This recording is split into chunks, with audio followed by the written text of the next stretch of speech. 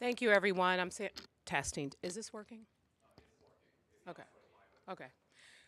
Thank you, everyone, for being here. I'm San Francisco Mayor London Breed. I am joined today by our police chief, Bill Scott, and Deputy Chief of Investigations, Robert O'Sullivan, to talk about some of the incredible work that is being done by the San Francisco Police Department. I know oftentimes when a crime occurs and videos circulate, there is a bit of a perception that these crimes are happening and a perception that nothing is being done. Well, in fact, something is being done. And some of your various news outlets have reported when arrests have been made, but they have not been highlighted in a significant way like what we see sometimes happen when these crimes occur.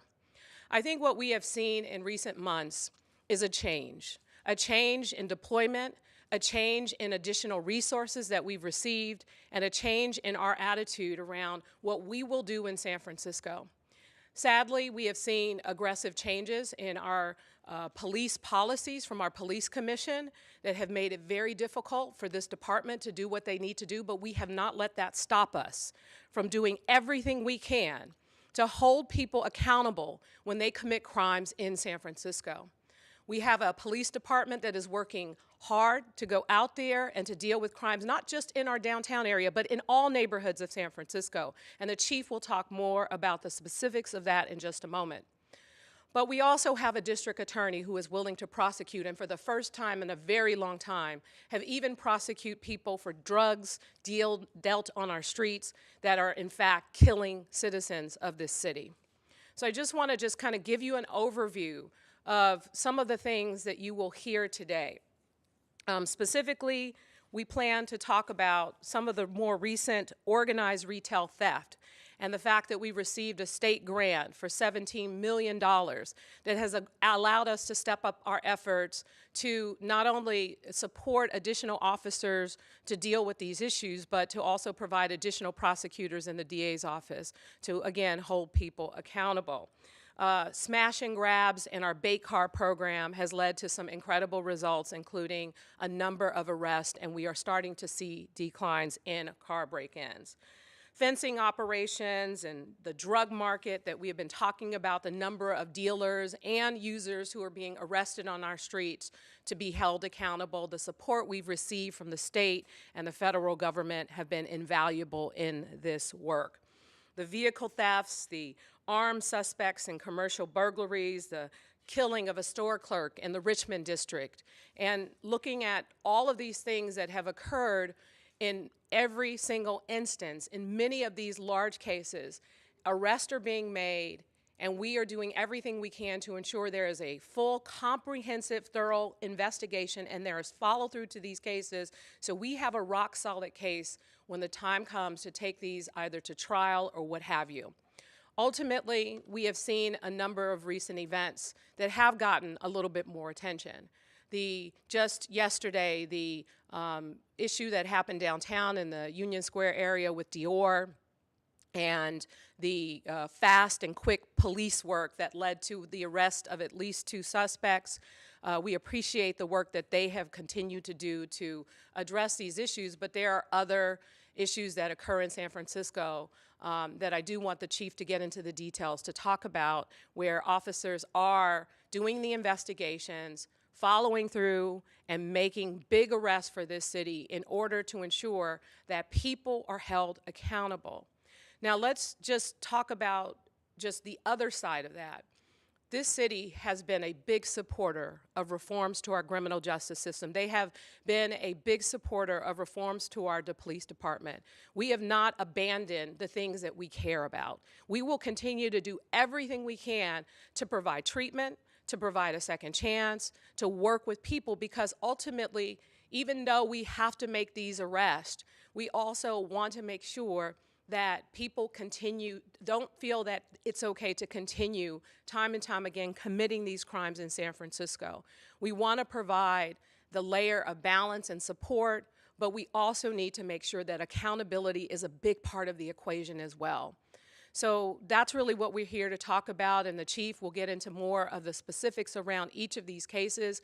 But on all levels, from a high, bigger picture, San Francisco has one of the lowest crime rates of any major city and one of the highest clearance rates around homicides.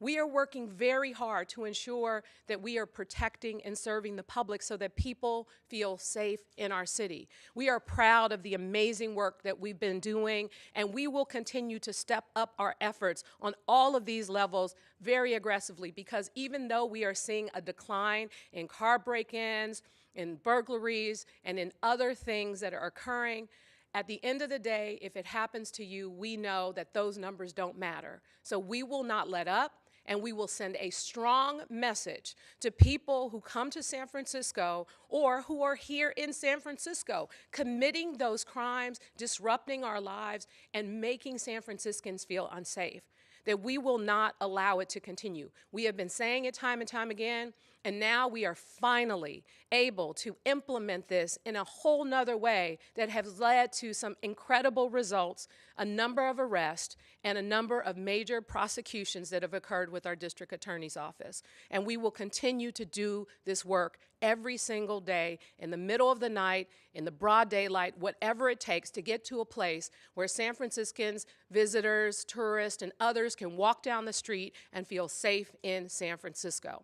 And with that, I want to introduce our police chief, Bill Scott, to provide more specifics around these various crimes that have occurred and where arrests have been made.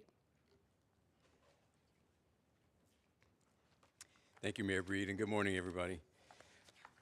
I'm Bill Scott, Chief of Police of the San Francisco Police Department. I want to start by, first of all, just reemphasizing what Mayor Breed just said. This is about accountability. This is about sending a strong and clear message that people will be held accountable if they commit these types of crimes in our city. Whether it's a single person or a group of people, you will be held accountable, and we're going to do everything in our power and bring every resource that we can to bring people to account. Because the issue is not about the city of San Francisco. The issue is about people committing crimes. And let's be very clear about that. This is a great city, but when people come here, or even people who live here, do bad things, that is the issue. And this police department and this city and this mayor are dedicated to making sure we hold people to account. I want to talk about a couple of incidents that I'd like to highlight to illustrate this point. Starting off, we had yesterday the Dior store at 6:50 in the morning was burglarized. The suspects drove a car into the store and got away, or tried to get away, with hundreds of thousands of dollars worth of stolen property. Thanks to the quick response of San Francisco Police Department officers, we were able to arrest 2 of those suspects and recover over $150,000 of stolen merchandise. And we know for a fact that that store wasn't the only one that they planned to target, but we were able to arrest them and stop other people from being victimized. Quick response, deployment, shifting our deployment to match the incident at hand. That's what it takes, and that's what we will do. We've been running retail blitz operations, and thanks to the grant from the state of California, we have been resourced to meet the challenge. Those blitz operations have resulted in numerous arrests around the city, and we're talking about big retailers and we're talking about small retailers in communities around San Francisco. Here's one example. Walgreens, Mission and Geneva. 8 people run in with ski masks and a wagon, and they grab everything they can get their arms around, and they try to run out of that store with their property. But our police officers were there running a blitz operation, and we were able to arrest 6 of the 8. And the other 2, you better be looking over your shoulders, because we're coming for you. That is the type of effort that it will take in order to turn this around. Fencing operations. The retail thefts is not just the people stealing the property, it's also the people selling it, and it's also the people buying it. We know that fencers, people who make a living off of profiting from stolen merchandise, are in and around San Francisco and the Bay Area. Our burglary investigators busted a fencing operation just within this past week.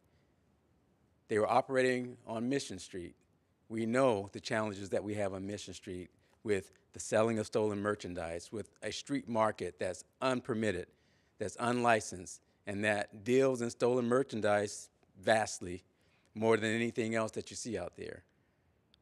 Our investigators arrested the operators of this fencing market, recovered over $17,000 of stolen property, property from Lululemon, property from Victoria's Secrets that still had the tags and the sensors on. The message is this: you will be held accountable. Car break-ins, that has been a pervasive issue in our city for a very long time. And although statistically it's been declining over the last number of years, particularly the last 4 years, we know that it is an issue. We've been running bait car operations. We announced that about a month and a half ago. We've seen even more of a decrease in reported car break-ins since those bait car operations have been in play. We've arrested numerous individuals because our officers are out there with cars that we put out there with property in them, and when these thieves come and try to break in, we're there waiting on them and we catch them. Those operations have also led to longer-term investigations that we think will yield the recovery of stolen property and the arrest of many more suspects. That is an ongoing strategy that we will continue to do. So the message for people who are coming into our city or live in our city, who are breaking into cars in our city, is the next one that you break into may be ours and you will be caught. Hear that clearly. We have to put an end to this. People that get their cars broken into, although it may sound like a lower level crime, their lives are turned upside down. We have people that spend their hard-earned money to come to our city, or people that live in our city have their livelihoods on their laptops or their tablets, and in the blink of an eye, thieves break into their cars and take their property. It turns their world upside down, and it is a very serious crime. And we have a district attorney that is treating it as such. So there will be accountability, and we will continue to do exactly that. Now, these things won't turn around overnight, but with these types of effort, we do think the tide has turned. Theft in this city led to the death of Johannes Tewalde in our Richmond district. Mr. Tewalde was just showing up for work to do his work just like we all do. And he didn't come home that day because somebody walked in that store brazenly thinking that they could just take the property without paying for it, and when they were confronted by Mr. Tewalde, they beat him to death. This person beat him to death. Our homicide investigators did a very, very thorough job and arrested this individual who was not from San Francisco, and he will be held accountable, and he is being prosecuted. Here's the message here. Theft is not a small thing, particularly with the brazenness that some of our suspects that we see are carrying out when they get confronted. We have to take it seriously. We are taking it seriously, and we will hold you to account. Mr. Tewalde, to his family, we are deeply, deeply sorry for your loss, but we hope that Mr. Tewalde's family can take some closure when this person is convicted, which I'm strongly, strongly convinced that he will be. Overall this year, again, we've seen a decline in burglaries. We've seen a decline in thefts, approximately 10% reduction in those crimes. But it's not about the statistics. It's about making people understand that they will be held accountable, making people who come to this city, who live in this city, who work in this city, understand that we will protect your safety, making people feel safe, and making the world understand that San Francisco is not the place to come if you want to commit these type of criminal acts, because we will come after you and you will be caught. And lastly, I'd like to close by saying this. This police department is understaffed, but that's not going to deter us. We will use creativity. We will leverage the partnerships that we have with other law enforcement agencies such as the California Highway Patrol, our federal partners, the FBI, and others. And together, we will get this done. And there's no better example of this than what we are doing in the Tenderloin to curb the drug market. We've arrested over 1,100 people since May. And the majority of those have been drug sellers, drug dealers. We know that this problem is pervasive. We know that this has greatly and largely contributed to the overdose issue that we're having in this city. And there is a strong, strong, unyielding commitment to turn that around.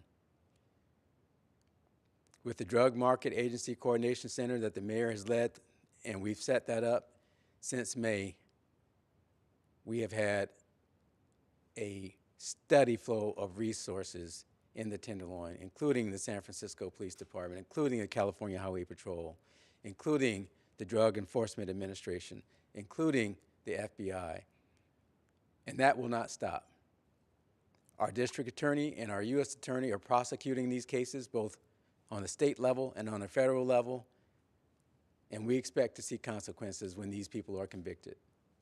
They are causing death and destruction in this city to the likes that we have never seen. And we will do everything in our power to hold those people accountable that are selling drugs in our city. So the message to everybody, I hope, is loud and clear that this city is committed to changing the narrative. Because this is a great city, this is our city, and we will do everything that we can to protect it. So with that, we'll open it up to Mayor Breed. Thank you, Chief Scott. And I just wanted to add a few things. Yesterday, we announced a plan to pay our officers who are a part of our reserved unit to increase the number of footbeats and folks that we can have out on the streets to help us address these problems. The difference between the reserves and the ambassadors that we have as officers is the reserves will continue to be able to wear their uniforms, they will be armed, and they will be able to make arrests just like police officers can. So I am hopeful that this program will be it's a much needed and will be a great addition to everything that we are already trying to do to get bodies on the streets to ensure that we are holding people accountable. We are starting to finally see some increases in the number of applications that we're getting in the police department and larger academy classes, and so we are grateful for that. But at the same time, Chief Scott had mentioned that even though we are seeing challenges with the numbers, we have become very creative in working around some of the limitations and challenges, including the staffing issues, with additional resources from the state and from the feds that have been invaluable, and the momentum now is on our side. So I'm excited for what is happening and what will continue to happen in San Francisco. We will not let up. This is the most important thing that we are dealing with in San Francisco, and we want to make sure that whoever you are, people who live here, people who work here, people who visit here, they need to feel safe, and we will do everything we can to ensure that that is the case. I also like to take this opportunity to just recognize that the conflict that's happening in Israel and Gaza has, of course, led to numerous protests and other challenges that exist here in the city as well. We have seen peaceful protest in San Francisco. Our police officers have been there to help allow the public to exercise their free speech and to ensure that they do so safely. We have made sure that our patrols have been stepped up in religious and cultural institutions around San Francisco, and so far we have seen peaceful protests. We haven't had any heightened issues or things that are of concern, but we remain vigilant in ensuring that people are safe in San Francisco as they exercise their free speech. So with that, thank you all for being here, and we can open it up now to a few questions. Mayor, can you talk a little bit more about the specific programs and resources that the state grant money is going to be paying for, or maybe has already started paying for? You mentioned more. The $17 million. So that's one, to be clear, that's one component of the additional resources in addition to the support we've gotten from the California Highway Patrol as well as the National Guard from the state. But the $17 million is going directly to pay for overtime, for police officers, for investigation, and for the additional prosecutors in the district attorney's office to help prosecute those individuals once the arrests are made. Patrols you mentioned just now? The foot patrols are a completely different. This is not funded by the state. Instead, it'll be funded by San Francisco, by our current budget with the police department. And the goal is to make some adjustments. And for right now, the reserved officers, once they retire and they come into the reserve, I think we have about 30 of them. And they are active and out in the communities and helping with public safety. But we hope that by offering payment for their services, that we'll see that number increase, and we'll have more of our reserved officers out on the streets, walking the beats and neighborhood corridor. We do have to go through a process through the Board of Supervisors to allow for this to occur. So my hope is that, with the members of the board who consistently ask us for foot patrols and other support from the department, that they will support this wholeheartedly. Oh, I wanted to ask, I don't know if you could give us, an update on what happened at the Chinese consulate. Can you tell us? I think I'll let the chief talk about that. Thank you. Okay. There is, for those, the question was about the Chinese consulate. So this past Monday, an individual drove their car into the Chinese consulate office. And from that, our officers responded very quickly, and an officer-involved shooting occurred. We will be having a town hall like we have always done with this incident. And at this point, there's no further information to put out. At the town hall, which we plan to do next Thursday, so it'll be less than a week from now. If there's any additional information from the investigation that we can share, we'll share it at that time. But our process is all about transparency, and we've been doing the town halls for a number of years. I think we have one of the best models for transparency in this nation. I don't think anybody else does it the way we do it, but we are very consistent with putting out the information that we can without drawing conclusions prematurely, and letting the public know exactly where their investigation stands. So that'll be this coming Thursday, and we'll put out whatever information that's appropriate to put out at that time. But there's no further updates that I can give you at this time. Yeah. Hi, Chief. I also want to follow up the Chinese consulate's case. So yesterday, reporters already came to the suspect's house.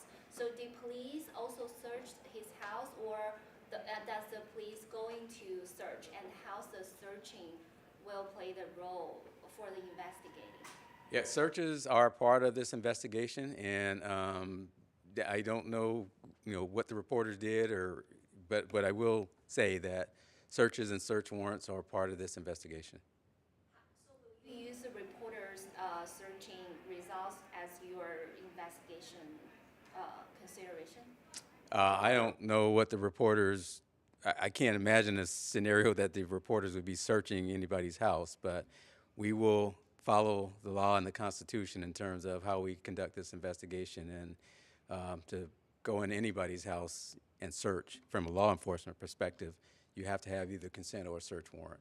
So we'll follow the Constitution in that, and we'll report what's appropriate when appropriate. One question, Chief.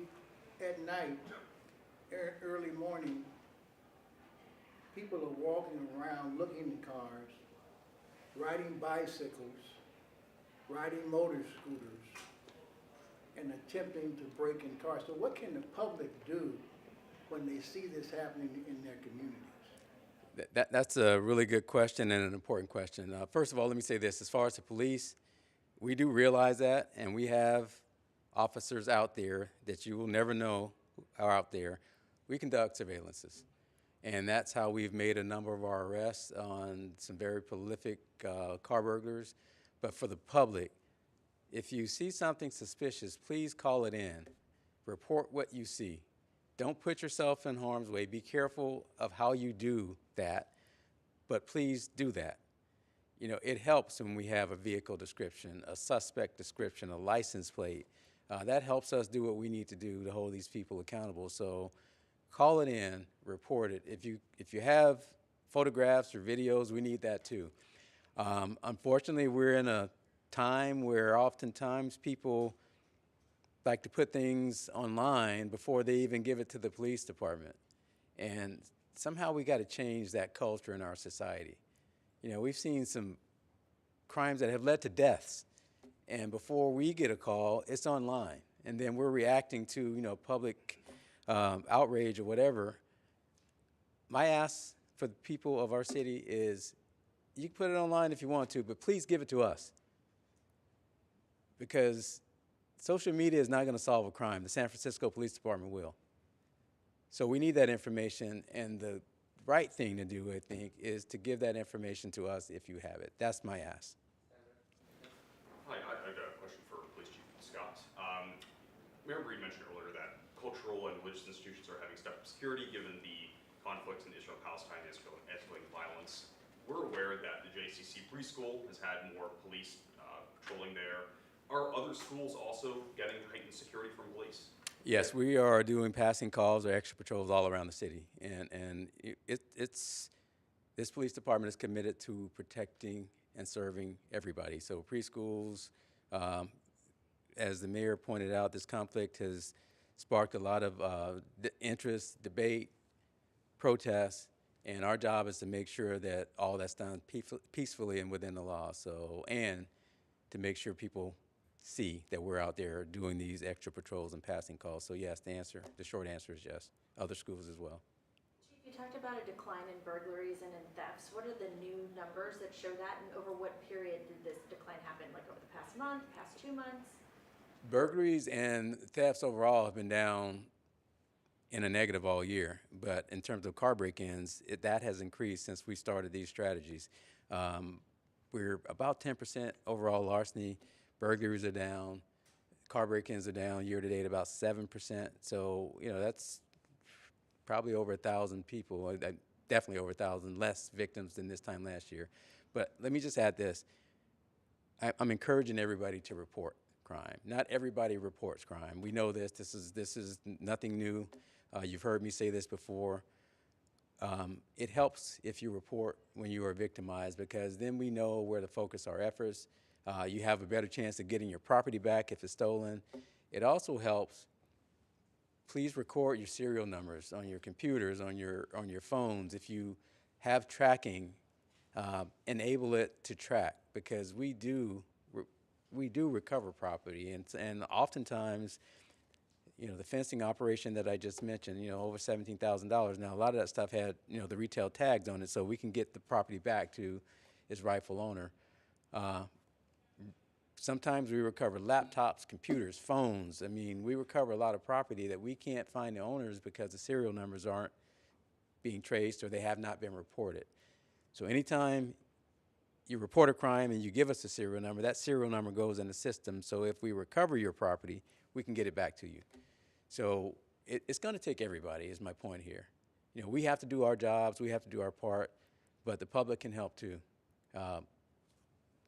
Report your serial numbers, report descriptions of your property, so if we recover it, we can get it back to you. And the Walgreens example you gave, when did that happen exactly? That was 2 days ago. And what's a blitz for someone who doesn't know? So blitz is just the name that we have coined to describe these operations. What it basically means is we're going to bring resources to a problem. It's if you're into sports and football, blitz. When you blitz a quarterback, that means you're sending extra people in there to try to tackle a quarterback. So it's a similar analogy.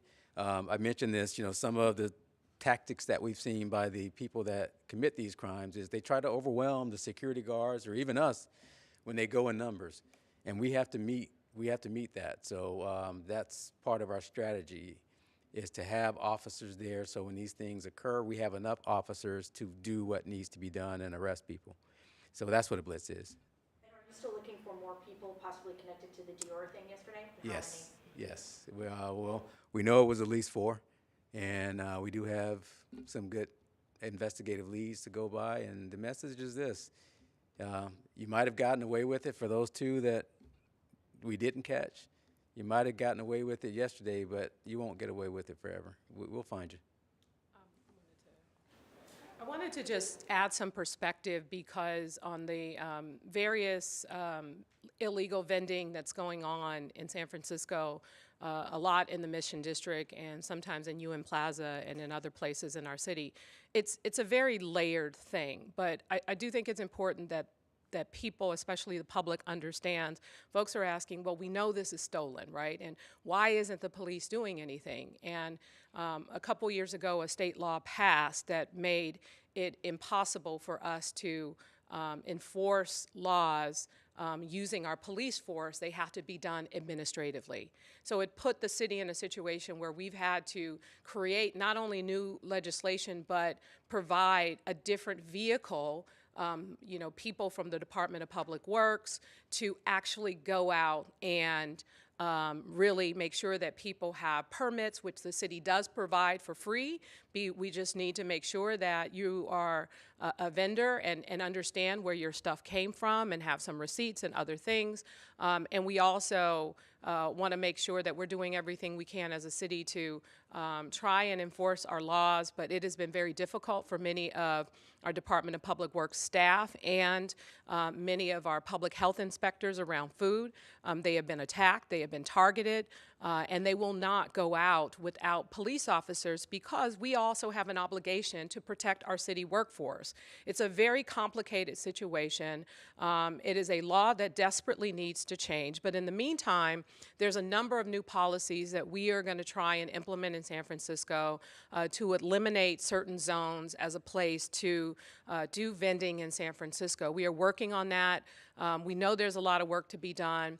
But it is very complicated. It has been very frustrating because it is a failed policy and it is not working in San Francisco and in other major cities throughout this state, and it is creating this market. So we know that there are some vendors, some legitimate vendors who want to be able to sell their items. They, come in, they get their permits, and they want to be able to provide a service to the community. But there have been basically a number of people who are taking advantage of this significantly, so much so that you see these markets that have exploded in parts of San Francisco where this never existed. So we have become very creative in working around this and figuring out ways which we can make sure that we're investigating when these crimes occur, which are leading to arrest, but there is definitely more work that will need to be done in this particular instance. Last question. What's the law? We can get you the information for that. Thank you, everyone. Thanks.